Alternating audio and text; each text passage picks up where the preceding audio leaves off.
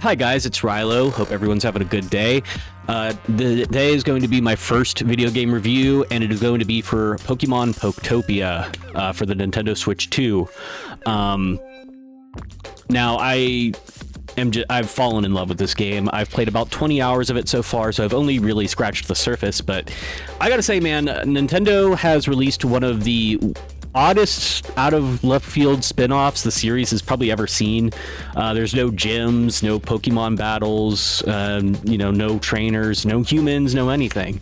Instead, you are building Pokemon habitats, finding new Pokemon, building up little communities, doing various quests for them, getting abilities from them, and basically nothing we've really seen before from a Pokemon game. The closest we've gotten to this game is probably Dragon Quest Builders. I've seen that thrown around. I've watched gameplay of it before making this video, and I can concur with that. To me, I kind of get, if anyone's played Dinkum, I get very similar vibes to Dinkum, which was, I think that game might still be in early access, actually. So I'm not sure, but I gotta say, full disclosure, I'm not a huge Pokemon fan. I try to get into the series every now and then. The games just never hook me. They take a very long time to get into. I haven't really enjoyed Pokemon thoroughly since the GBA days when I was a little kid doing it. So it's great to finally have a Pokemon game that I can genuinely enjoy. I'm curious if other people have a similar experience to me. So enough of that. We are going to get into the gameplay. Alright, now let's jump into the gameplay of Pokopia. I'm about 20 hours in, and I haven't unlocked everything yet, but I can show you some quick examples. One ability turns your arms into blades, allowing you to slice through plants and trees, which is very handy to get resources. On the flip side, you can grow back the foliage that you cut with the ability Leafage, and doing this actually allows you to farm leaves, which are used for building and cooking early on in the game, so it's very useful. Outside of that, you get your standard water spray ability, which is pretty common in a game like this, and you also get the ability to turn into a giant stone bowling ball, smashing through everything in your way. Very fun, very satisfying. Now, not every ability is super fun and different. Some Pokemon just give you the ability to simply jump, some give you the ability to move things around. Like I said, not every ability is exciting, but every ability serves some function, so you're not just getting wasted abilities, you're going to be using all of these. So at least they all have their uses. Now, let's hop into the cozy side of the game, because Pokopia isn't just about abilities. There's the massive, cozy life sim aspect of the game, which is arguably 90% of the game. What you're going to be doing is building habitats for your Pokemon, which range from flower beds to funeral sets to museum displays. It depends on the type of Pokemon you're getting. Some have really unique personalities, and those reflect in the habitat they're in, which is really cool. You're not just copy and pasting environments. You're going to be farming crops, cooking food, crafting furniture, and decorations. All of these things lead into the comfort level of your Pokemon.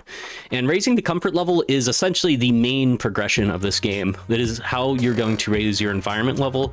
And raising your environment level allows you to progress into future zones. And, every zone you go into, you're going to meet new Pokemon, new things to do, new things to build, etc. So raising the comfort level of your Pokemon is the most important thing you're going to be working on in this game. Now, I will say one thing that really impresses me with this aspect of the game is how impressive the AI is with the Pokemon. These Pokemon talk to each other, they do things like play tag with each other, they move around with each other. They don't just feel like NPCs that are there to interact with you. They feel like they're living, breathing Pokemon in this world. They're interacting with each other, honestly, more than they're interacting with you. It's really cool to see. Now, I guess we should move on to the performance aspect of the game. Now, this is obviously a very stylistic Nintendo Switch 2 game, so graphically it's not going to be super impressive, but I actually really enjoy the style. It kind of reminds me of a GameCube era game in a good way. I don't know, I get Mario Sunshine vibes. It's that GameCube aesthetic, I think. Having said that, we do get a solid 60 FPS throughout the game. I haven't really noticed any dips. I guess they could be there in the more chaotic, when you're doing super chaotic things like crushing through a giant mountainside as a giant stone bowling ball, but I haven't really noticed them.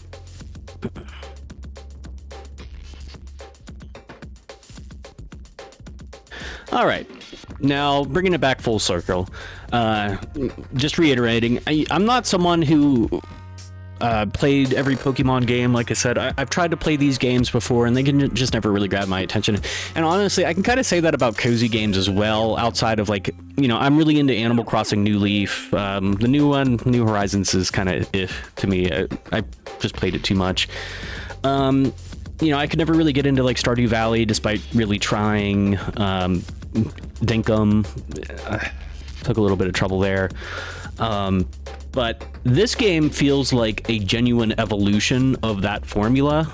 I don't know. I feel like with all the cozy games, they sort of all revolve around a basic gameplay loop of being a farming / civilization simulator, where you're essentially just doing fetch quest for NPCs and building up your relationship with said NPCs, but these NPCs never really interact with each other. And that's one thing I think this game does probably the best, is how well the AI is. As stated prior, they actually interact with each other, which is pretty crazy to see. Now, is this game worth $70? It depends on what your taste is. And I know that sounds like a cop-out, but if you want Pokemon battles, this game obviously isn't going to be for you.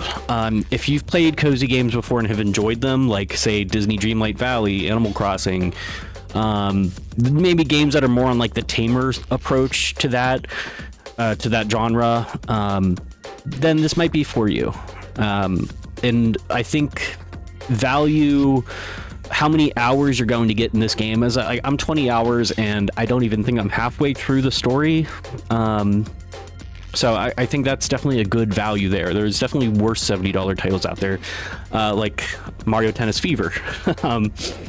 But that's enough of me. I want to hear what you guys said. Have you guys played it? Do you guys enjoy it? Let me know. And like, subscribe, comment. I really want to get into video games reviews. Video games is something that I've always been passionate about. So I'm going to be reviewing WWE 2K26 as well. I got about 30 hours into that game, so I think I can provide a good takes on it. Thanks, everyone. Have a great day.